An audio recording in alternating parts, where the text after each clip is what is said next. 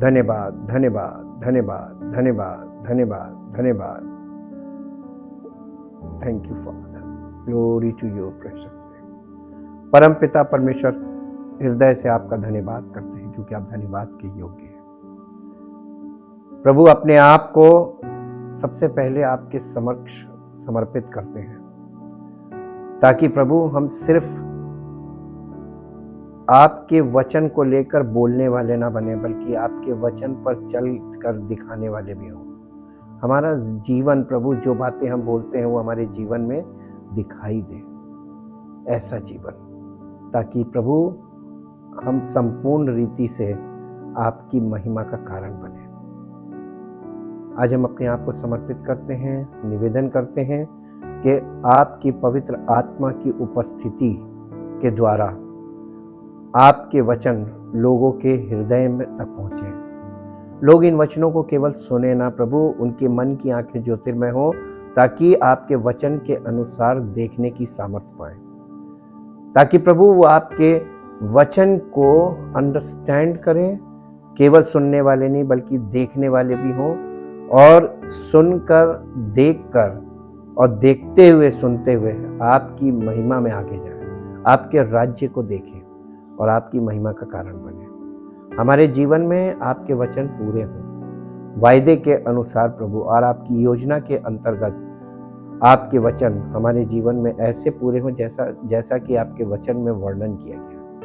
और प्रभु, आपकी वो महिमा जिसका वर्णन आपके वचन में है, वो महिमा पूरी हो और वो महिमा प्रकट हो, और आपकी योजना हमारे जीवन में पूर्ण हो, ताकि आपका नाम महिमा पाए। धन्यवाद के साथ इस प्रार्थना को आपके इकलौते पुत्र प्रभु यीशु मसीह के नाम से मांगते हैं, आमीन।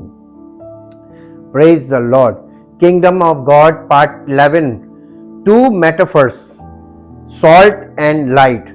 मेटाफर का मतलब होता है उपमा देना या किसी चीज से किसी की तुलना करना, किसी चीज को ये बताना कि तुम ऐसे हो। और यहाँ पर 2 मेटाफोर हैं, और वो है सॉल्ट एंड लाइट, यानी नमक और ज्योति।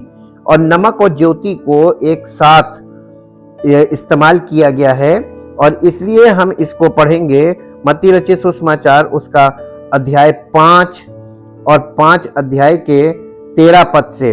इससे पहले 1 पद से, पहले पद से और 12 पद तक प्रभु यीशु मसीह अपने परमेश्वर के राज्य के सिद्धांतों के बारे में बताते हैं, और जिसे हम पहाड़ी उपदेश कहते हैं।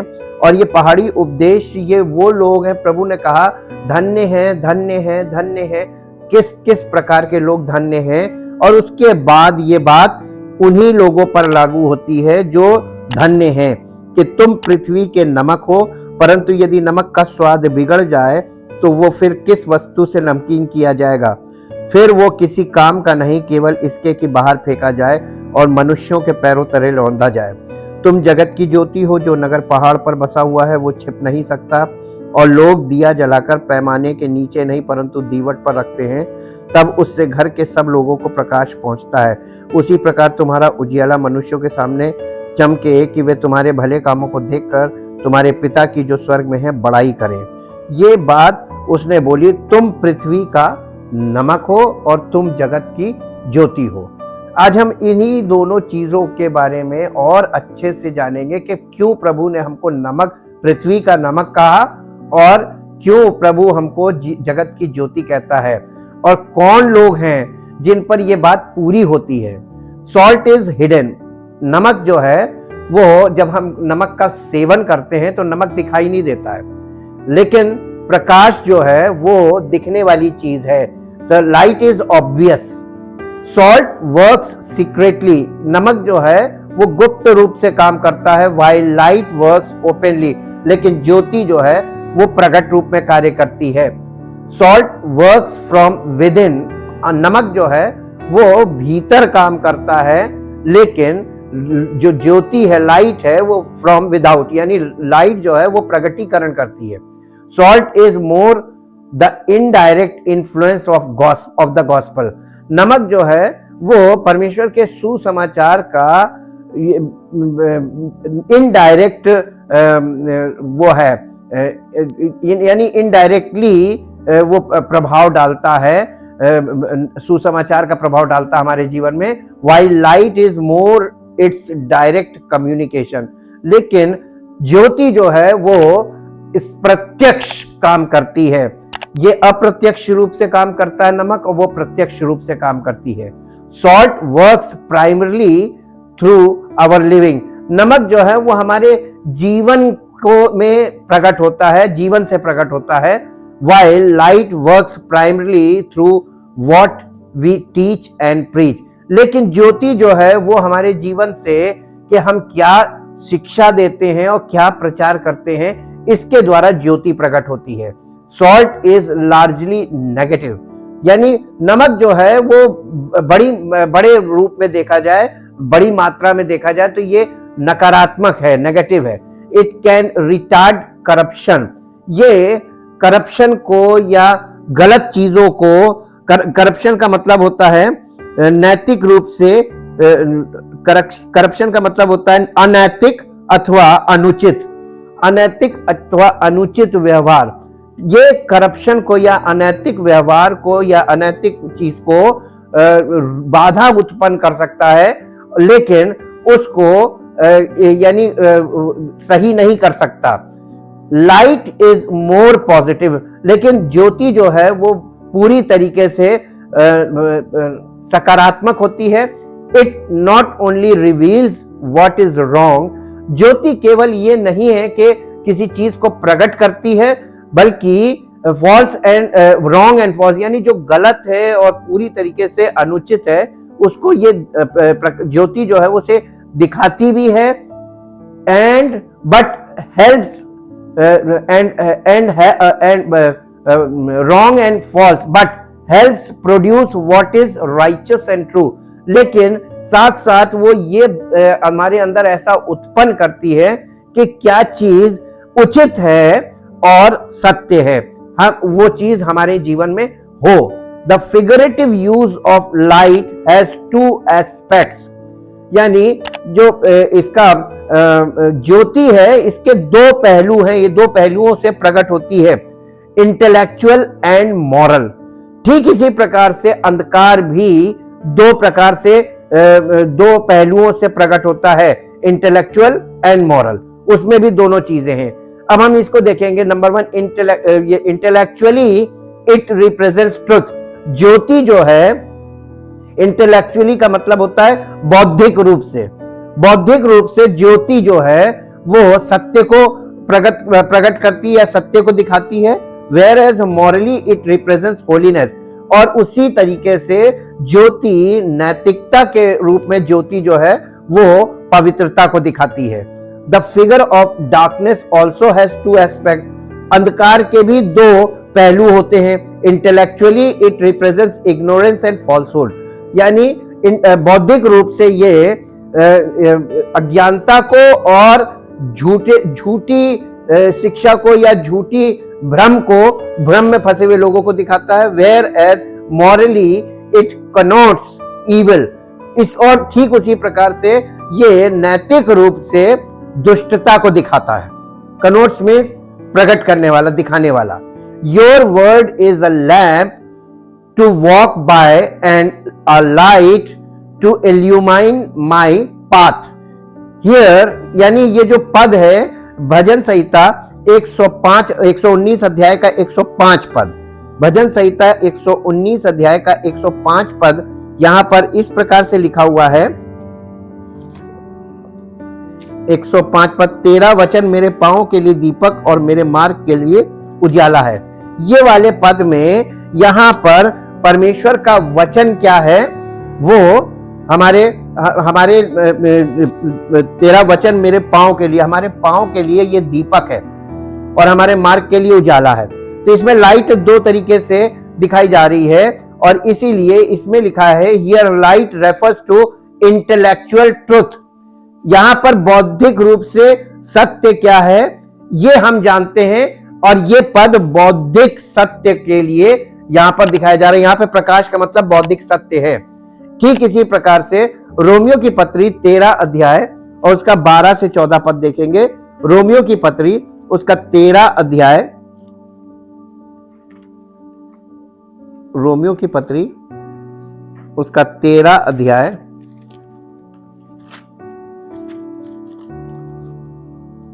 और उसका 12 से 14 पद। यहां पर इस प्रकार से लिखा है, रात बहुत बीत गई है और दिन निकलने पर है, इसलिए हम अंधकार के कामों को त्याग कर ज्योति के हथियार बांध लें। जैसा दिन को शोभा देता है वैसा ही हम सीधी चाल चलें, ना कि लीला क्रीड़ा और पियक्कड़पन में, ना व्याभिचार और लुचपन में, और ना झगड़े और डा में, वरन प्रभु यीशु मसीह को पहन लो और शरीर की अभिलाषाओं को पूरा करने का उपाय ना करो।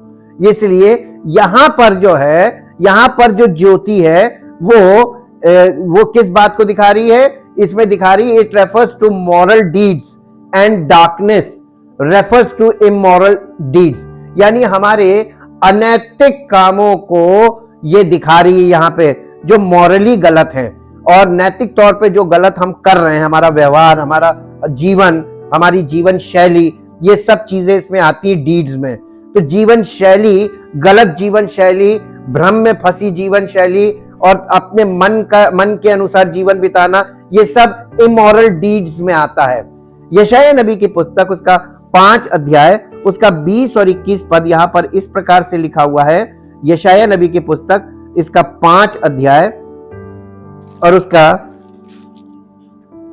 5 अध्याय का 20 पद, और यहां पर इस प्रकार से लिखा हुआ है, हाय उन पर जो बुरे को भला और भले को बुरा कहते हैं, जो अंधियारे को उजियाला और उजियाले को अंधियारा ठहराते हैं, और कड़वे को मीठा और मीठे को कड़वा करके मानते हैं।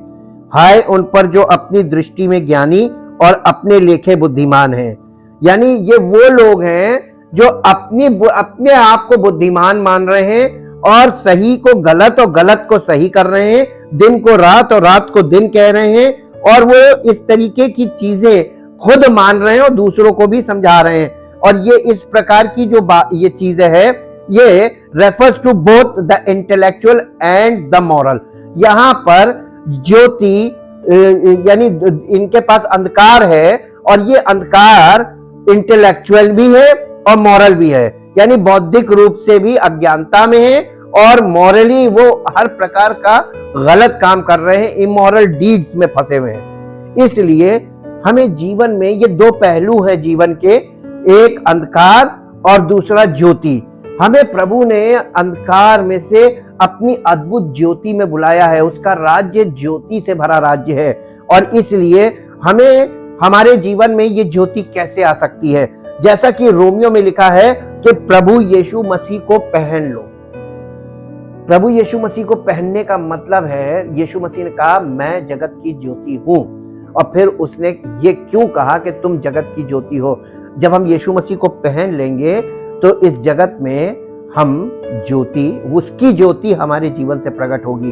तो हम ज्योति हैं नहीं, हम तो अंधकार थे, प्रभु में हम ज्योति हैं, हम प्रभु में ज्योति हैं। तो प्रभु हम में है तब हम जगत की ज्योति हैं, और अगर प्रभु नहीं है तो हम जगत की ज्योति नहीं है। लेकिन ज्योति का मतलब क्या है? ज्योति का मतलब है इंटेलेक्चुअली हमारे जीवन में बौद्धिक रूप से परमेश्वर का सत्य हो। सत्य क्या है? सत्य परमेश्वर का वचन है। हमारे जीवन में ये सत्य वचन हो, और मॉरली पवित्रता हो, यानी नैतिक तौर पे हमारे जीवन में परमेश्वर की पवित्रता। बिना पवित्र आत्मा के हमारे जीवन में ये पवित्रता नहीं हो सकती, और बिना परमेश्वर के वचन के हमारे जीवन में सत्य नहीं हो सकता। तो परमेश्वर का वचन से भरे रहना और परमेश्वर की आत्मा से परिपूर्ण रहना और उसमें फिर होकर जीवन व्यतीत करना, ये है ज्योति का जीवन। इसीलिए कहा यीशु मसीह को पहन लो। Believers are light when they have been changed, यानी हर विश्वासी जो यीशु मसीह पर विश्वास करता है, जब वो बौद्धिक रूप से और नैतिक रूप से पूरी तरीके से परिवर्तित हो जाता है, तब वो इंटेलेक्चुअली एंड मॉरली, तब वो प्रभु में ज्योति बन जाता है। और इसीलिए इफिसियों की पत्री में, मेरे साथ निकाल ले 5 अध्याय, इफिसियों की पत्री उसका 5 अध्याय, और यहां पर इस प्रकार से लिखा हुआ है, इफिसियों की पत्री उसका 5 अध्याय, और यहां पे लिखा है कि इसलिए प्रिय बालकों के समान परमेश्वर का अनुकरण करो और प्रेम में चलो, जैसे मसीह ने भी तुमसे प्रेम किया और हमारे लिए अपने आप को सुखदायक सुगंध होने के लिए परमेश्वर के आगे भेंट करके बलिदान कर दिया। और फिर इसके बाद लिखा है कि इसके 7 पद में, इसलिए तुम उनके सहभागी ना हो, क्योंकि तुम तो पहले अंधकार थे परंतु अब प्रभु में ज्योति हो, अतः ज्योति की संतान के समान चलो, क्योंकि ज्योति का फल सब प्रकार की भलाई और धार्मिकता और सत्य है। और ये परखो कि प्रभु को क्या भाता है। अंधकार के निष्फल कामों में सहभागी ना हो, वरन उन पर उल्हाना दो, क्योंकि उनके गुप्त कामों की चर्चा भी लज्जा की बात है। पर जितने कामों पर उल्हाना दिया जाता है वे सब ज्योति से प्रकट होते हैं, क्योंकि जो सब कुछ को प्रकट करता है वो ज्योति है।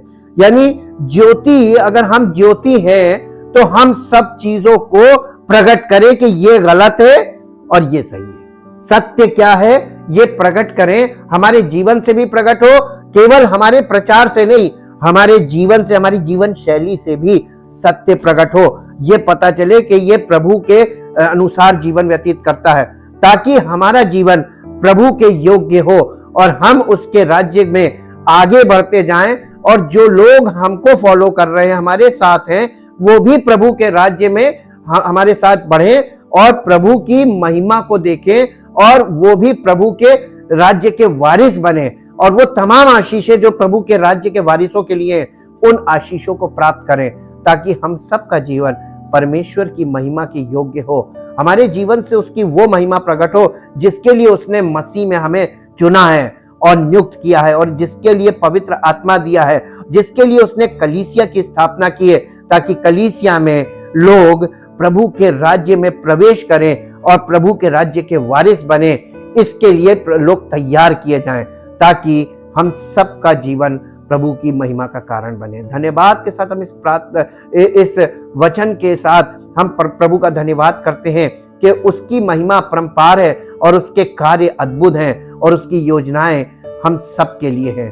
परमपिता परमेश्वर, हृदय से आपका धन्यवाद करते हैं।